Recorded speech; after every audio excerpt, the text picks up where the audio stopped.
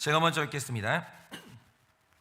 날이 새매 상관들이 부하를 보내어 이 사람을 놓으라 하니 간수가 그 말대로 바울에게 말하되 상관들이 사람을 보내어 너희를 놓으라 하였으니 이제는 나가서 평안히 가라 하거늘 바울이 이르되 로마 사람인 우리도 죄를 정하지 아니하고 공중 앞에서 때리고 옥에 가두었다가 이제는 가만히 내보내고자 하느냐 아니라 그들이 친히 와서 우리를 데리고 나가야 하리라 한데 부하들이 이 말을 듣고 상관에게 보고하니 그들이 로마 사람이라는 말을 듣고 두려워하여 와서 권하여 데리고 나가 그 성에서 떠나기를 청하니 두 사람이 옥에서 나와 루디아의 집에 들어가서 형제들을 만나보고 위로하여 가니라. 그들이 암비볼리와 아볼로니아로 다녀가 데살로니가에 이르러 거기 유대인의 회당에 있는지라 바울이 자기의 관례대로 그들에게로 들어가서 세안식일에 성경을 가지고 강론하여 다 같이 읽겠습니다. 뜻을 풀어 그리스도가 해를 받고 죽은 자 가운데서 다시 살아나야 할 것을 증언하고 이르되 내가 너희에게 전하는 이 예수가 곧 그리스도라 하니 아멘. 네, 우리가 그 사도행전을 묵상하면서 한 가지 이제 눈여겨봐야 될 사실이 있는데 여기까지 왔을 때 봐야 될 게 있습니다. 그게 뭐냐면 이 사도행전을 보면 성령님이 일하시잖아요. 그런데 성령님이 일하실 때 굉장히 효과적으로 일하세요. 그러니까 그런 현상이 일어나는데 베드로는 한 번 설교를 했는데 수천 명의 사람들이 믿는 굉장히 효율적인 역사가 일어날 때가 있습니다. 그런데 중요한 사실이 뭐냐? 구원이 이런 식으로 일어날 때는 구체적인 기록을 하지는 않아요. 예를 들어서 베드로의 설교 한 번에 3,000명, 5,000명의 사람이 돌아온 일이 있었잖아요. 있었습니다. 그런 일이 오늘날도 일어날 수 있습니다. 그런데 이런 경우는 그냥 3,000명이 믿었더라, 5,000명이 믿었더라 이런 식으로 말하고 넘어가지 그 자리에 있었던 사람들의 이름이 무엇이며 믿을 때 어떤 깨달음이 왔으며 이후에 어떻게 되는가 이런 디테일한 기록이 전혀 없어요. 그런데 이제 성경을 보면 많은 사람이 아니라 힘쓰고 애썼는데 겨우 한 사람이 구원받는 기록이 있을 때가 있습니다. 예를 들어서 빌립이 전도한 에디오피아 내시가 있어요. 여러분 이 사람 어떻게 구원받았습니까? 빌립이 한창 부흥하고 있는 사마리아 교회를 버리고 광야까지 가요. 그래서 만난 사람이 몇 명이냐? 한 사람이에요. 인생 버리고 광야를 갔는데 거기에서 한 사람 만나요. 여러분 예수님이 목숨 버려가면서까지 인생 다 바쳤습니다. 몇 명 얻었습니까? 사시다가 12명 얻었습니다. 12명도 예수님 돌아가실 때는 다 도망갔어요. 인생 바쳐가지고 죽었는데 12명 얻어요. 빌립은요 광야에서 한 명을 얻습니다.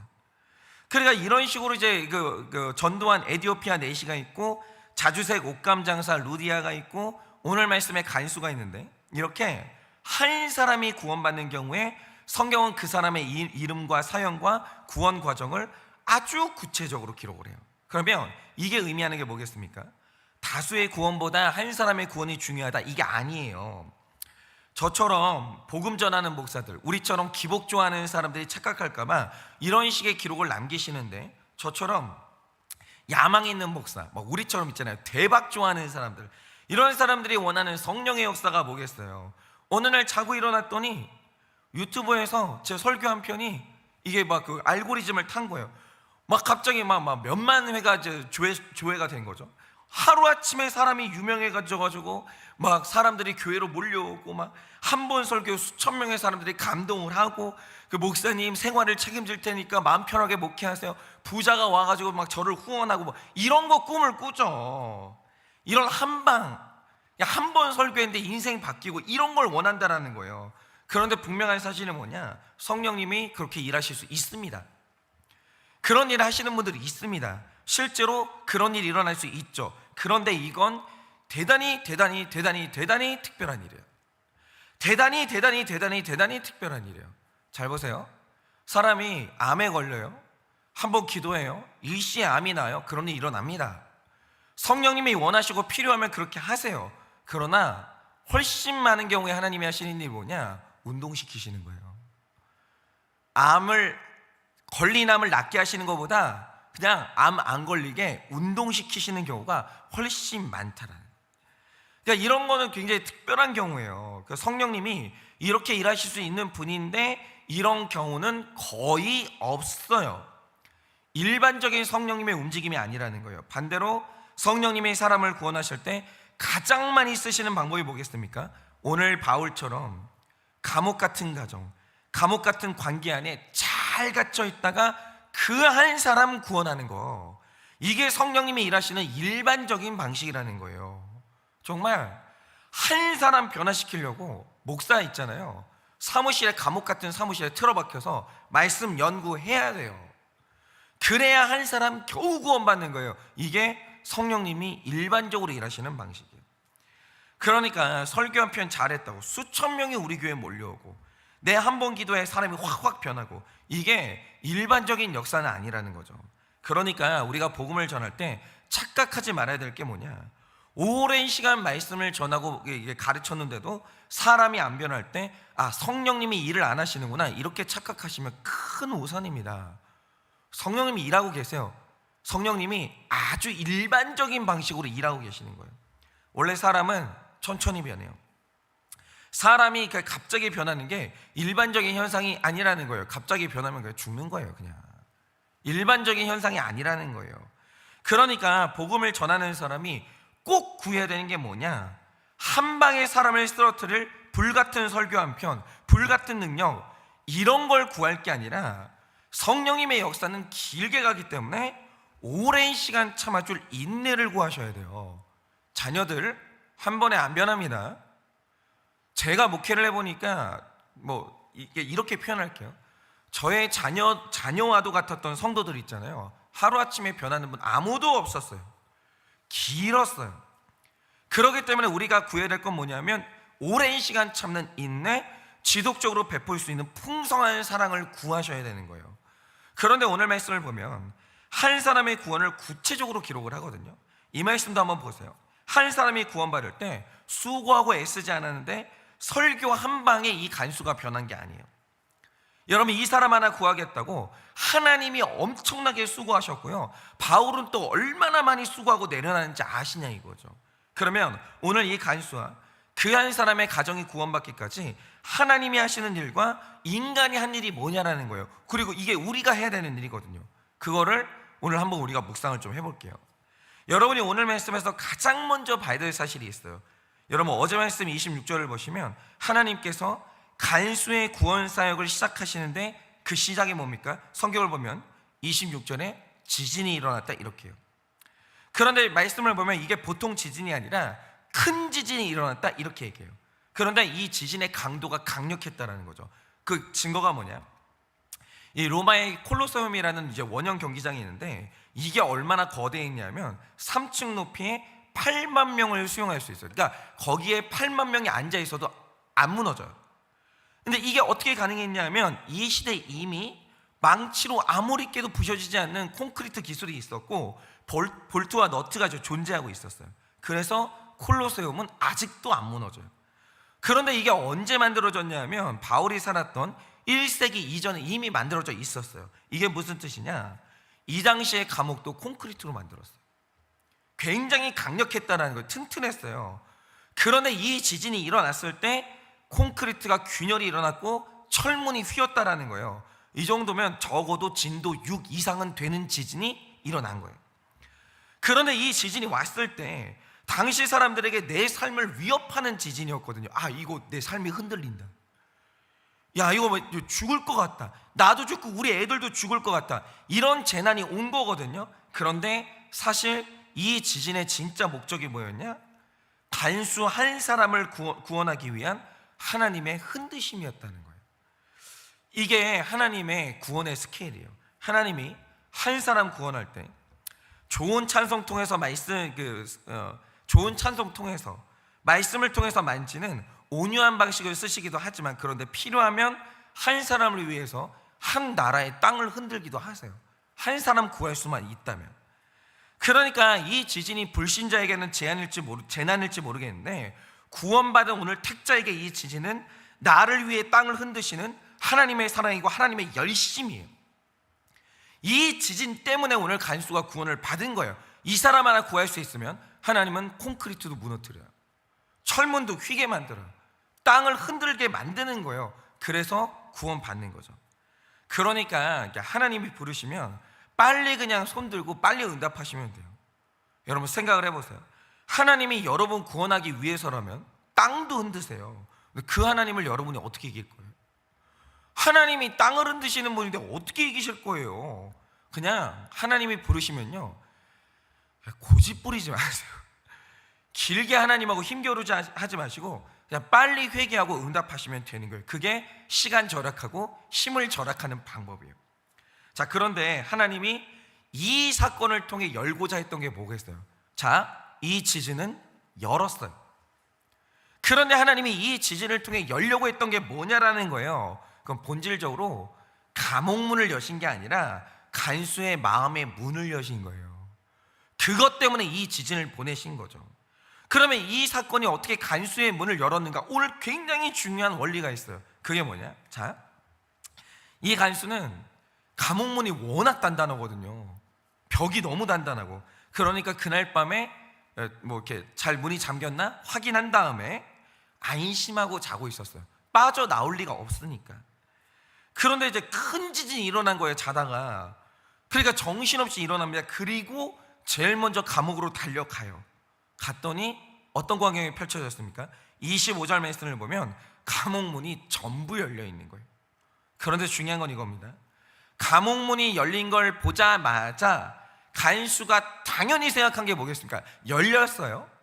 그리고 생각한 게 뭐냐면, 아, 감옥문이 열렸는데 죄수들이 있을 턱이 없겠지, 보지 않아도 다 도망갔을 거다, 이런 생각을 했어요. 그런데 여러분, 왜 간수가 점검도 안 해보고 열린 문을 보자마자 아무도 없을 거다, 그 생각을 했던 이유가 뭐겠습니까? 이게 우리 삶에서 늘 일어나는 일이거든요. 말하자면 이런 겁니다. 사업하시는 분이 잘 나갈 때는요, 간수가 관리를 하는 이 감옥에 사람이 많았던 것처럼 그 주변에 사람이 넘쳐요. 내가 잘 나가잖아요. 주변에 치이는 게 사람이에요.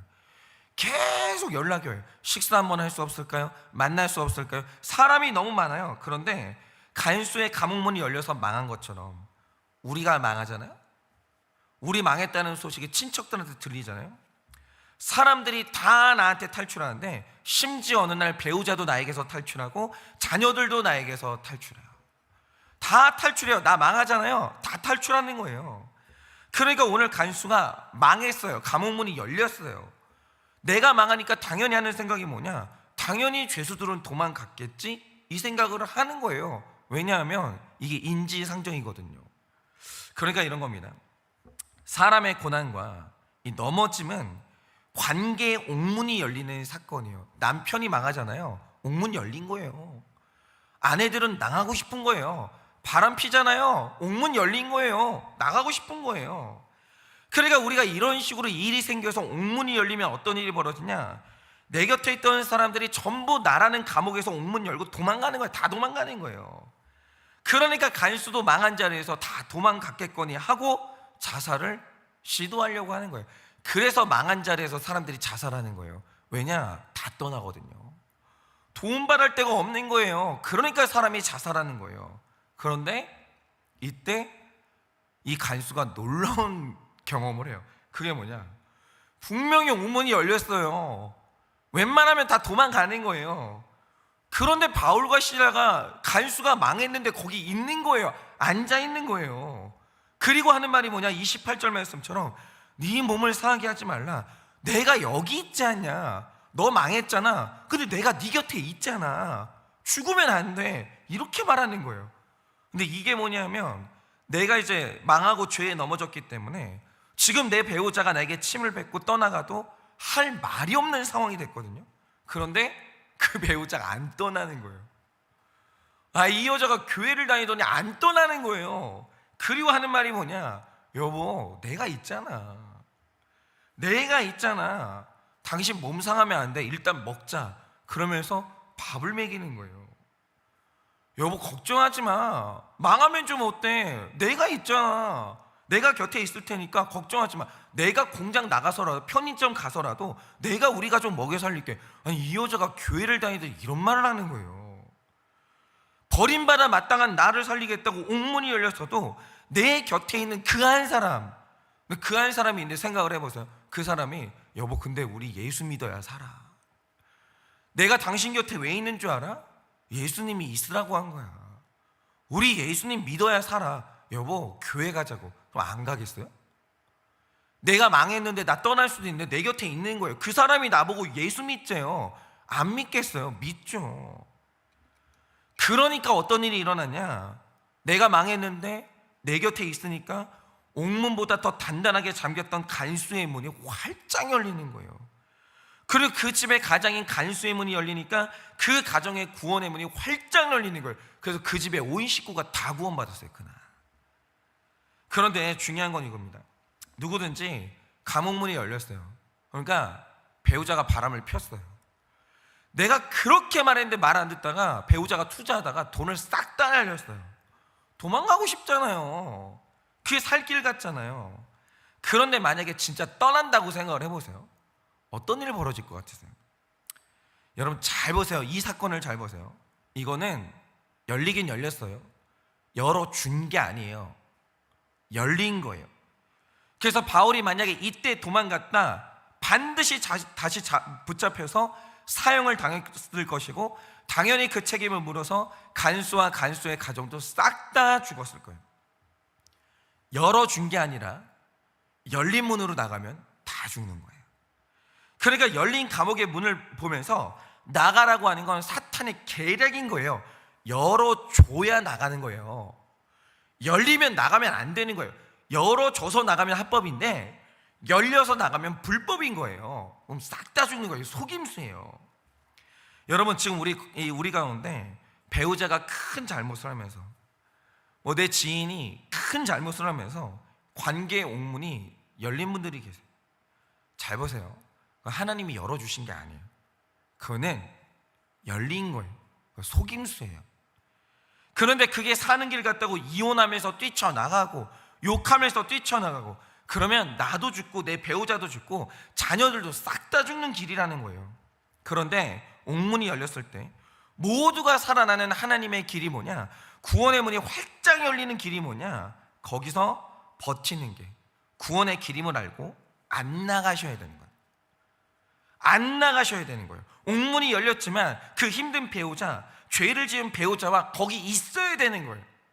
그리고 네 몸을 상하게 하지 말라고 살려야 되는 거예요. 바로 그때 배우자와 자녀들의 마음문이 열리면서 하나님을 보는 거예요. 하나님이 계시구나. 예수님이 계시는 거구나. 그리고 복음이 들어가고 구원을 받게 되는 거예요. 여러분 구원 그냥 받는 게 아니에요. 구원 어려워요. 옥문이 열려도 안 나가야 구원이 이루어지는 거예요. 이렇게 구원이 어려운 거예요. 그런데 이렇게 구원 사역이 끝나요? 그러면 어떤 일이 일어납니까? 35절 말씀처럼 어두운 한밤중의 시간은 지나가고 날이 샘에 상관들이 부하를 보내어 이 사람들을 이제는 놓으라 하는 날이 오늘 본문에 오는 거예요. 이게 다 구원 때문에 일어나는 사건이기 때문에 구원이 완료되면 하나님이 열리는 게 아니라 열어주시는 역사가 나와요. 그럼 그때 나오면 되는 거예요. 하나님이 감옥에 가두는 게 목적이 아니라니까요. 구원 끝났으면 나오면 되는 거예요. 하나님이 열어주시는 날이 와요. 그러면 그때 나오면 다 사는 거예요. 그게 자유예요. 그리고 하나님이 이 모든 고난에서 우리를 내보내 주시는 날이 오는 거죠. 이렇게 열린 문이 아니라 열어주실 때 나가야 바울도 살고 간수도 살고 온 가족도 사는 것이지, 열어주시지도 않았는데 열렸다고 뛰쳐나가면 그거 정말 다 죽는 거예요.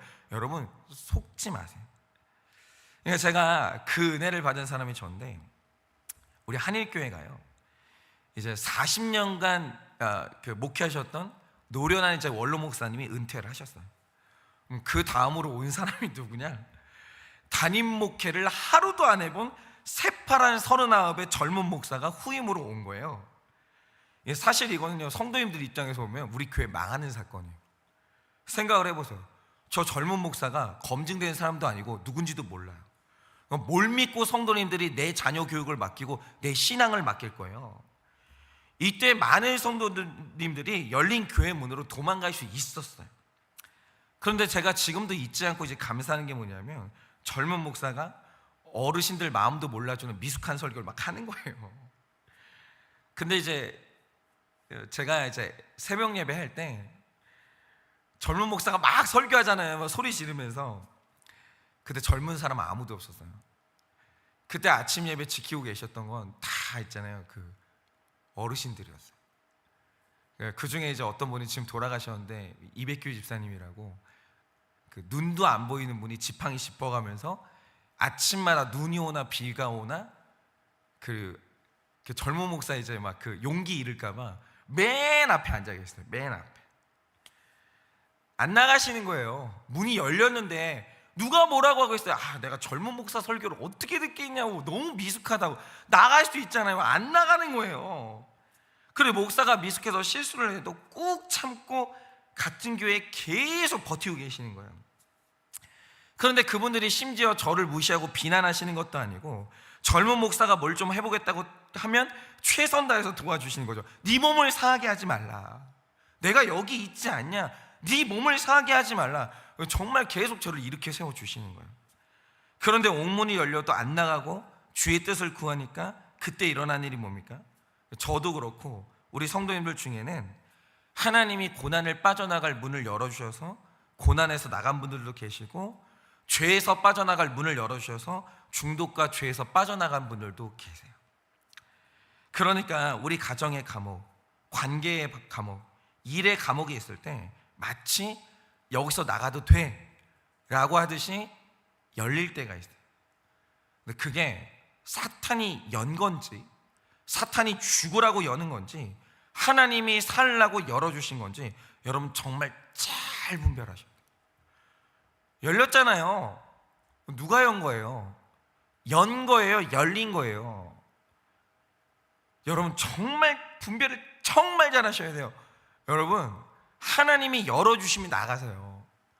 사탄이 열었잖아요. 나가면 죽는 거예요.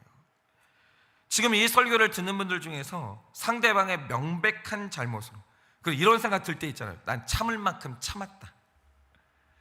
야, 난 진짜 참을 만큼 참았다. 내가 지금 나가도 난 잘못한 게 아니다. 이런 식의 생각이 드는 상황들이 있을 거예요. 그런데 오늘 말씀을 보니까 사는 길이 뭡니까? 옥문이 열렸으나 그 감옥 안에 잘 있는 거예요. 하나님은 반드시 사인을 주세요. 하나님이 여셨으면 하나님은 사인을 주세요. 내가 열었다고. 그때 나가시면 되는 거예요. 그 사인이 없잖아요. 나가시면 안 돼요. 여러분이 거기 있는 이유가 있다고요. 감옥 같은 가정, 감옥 같은 목장, 감옥 같은 경제 상황, 감옥 같은 자녀, 거기에 있어야 되는 이유가 있는 거예요. 계세요. 그리고 네 몸을 상하게 하지 말라. 내가 여기 있다 라고 하세요. 바로 그게 옥토를 흔든 지진의 목적이고 옥문을 여시는 하나님의 목적이에요. 여러분, 하나님께서 내 관계의 옥문을 여신 이유는 탈출하라고 여신 게 아니라 내 가족과 이웃의 마음문을 열고 구원을 이루라고 여신 겁니다. 이렇게 감옥문이 열려도 나가지 않고 영혼 구원과 가정 중수의 사역을 잘하고 계시면 밝은 날 옵니다. 하나님이 합법적으로 너 이제 끝났어, 너 이 고난에서 나와도 돼, 그때를 오늘 바울과 실라처럼 주신다는 거예요. 그러니 오늘 말씀 붙들고 감옥에 잘 계세요. 저도 있을게요. 저도 저 이제 사무실이라는 감옥에 즐거움으로 있을 겁니다. 왜냐하면 여기서 열리는 문이 있기 때문에 잘 있을 겁니다. 여러분 거기 잘 계세요. 힘내세요. 여러분 곁에 있는 사람들이 있어요. 잘 계셔서 나도 살고 가족도 살고 모두가 사는 구원의 역사를 완성하시기를 예수님의 이름으로 축원합니다. 오늘 월요일이니까 제가 적용 질문 드립니다. 내 일생에 탈출하고 싶은 상황과 장소는 어디입니까? 내 일생에 탈출하고 싶은 상황과 장소는 어디입니까? 버리고 떠나고 싶은 나의 간수는 누구입니까? 버리고 떠나고 싶은 나의 간수는 누구입니까? 내가 떠나도 할 말이 없게 만든 지진 같은 사건은 무엇입니까? 내가 떠나도 할 말이 없게 만든 지진 같은 사건은 무엇입니까? 떠나지 않는 적용이 구원을 이룬다는 사실을 믿으십니까?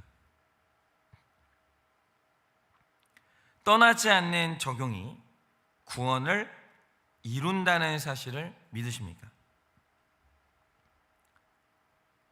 열린 문으로 나가서 겪었던 고난이 있으십니까? 열린 문으로 나가서 겪었던 고난이 있으십니까?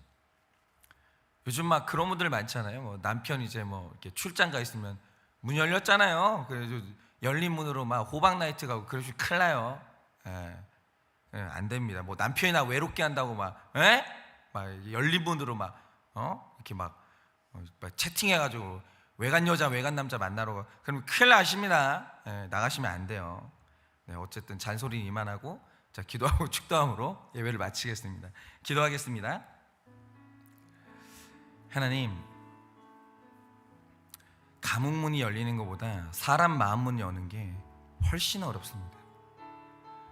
그것이 얼마나 어려운 일입니까? 그런데 오늘 하나님께서 간수의 마음을 활짝 여십니다. 주님 어떻게 열었습니까? 간수가 망했는데 사도 바울이 떠나지 않습니다. 그의 망한 사람 곁에 있으면서 내가 있으니 죽지 말라. 내가 있으니 너의 몸을 상하게 하지 말라. 그렇게 그의 곁에 있어주니 간수의 마음이 활짝 열려 그 열린 마음으로 예수님이 들어가시고 복음이 전해지고 그 한 사람과 그 집의 온 가족이 구원을 받습니다. 그런데 주님, 왜 우리 인생에 구원의 역사가 없습니까? 사람이 망했다고, 사람이 죄를 지었다고 비난하고 떠나니 우리 인생에 구원의 역사가 없고 나도 죽고 남도 죽습니다. 하나님, 오늘 우리 인생에 일어난 지진 같은 사건이 무엇입니까? 내가 마땅히 비난하고 떠나도 되는 사람이 누구입니까? 그러나 구원 때문에 떠나지 않고 그 사람을 살릴 때 나도 살고 남도 살리는 역사가 일어날 것입니다. 주님, 오늘 이 말씀 붙들고 떠나지 않고 잘 버티게 하여 주시고 버티는 어느 날 하나님이 열어주시는 그 문을 통해 다 같이 자유함을 얻는 우리가 될 수 있도록 은혜를 허락하여 주시옵소서. 지금은 우리 주 예수 그리스도의 은혜와 하나님 아버지의 그 크신 사랑과 성령님의 위로하시고 교통하여 주시는 그 역사하심이 하나님이 나에게 문을 열어주시는 그날까지 감옥 같은 나의 환경에서 사람 살리며 잘 있다가 온전히 주님의 구원의 역사를 보기를 원하는 사랑하는 모든 주의 성도들의 머리 위에 지금으로부터 영원 무궁토록 함께 있을지어다. 아멘.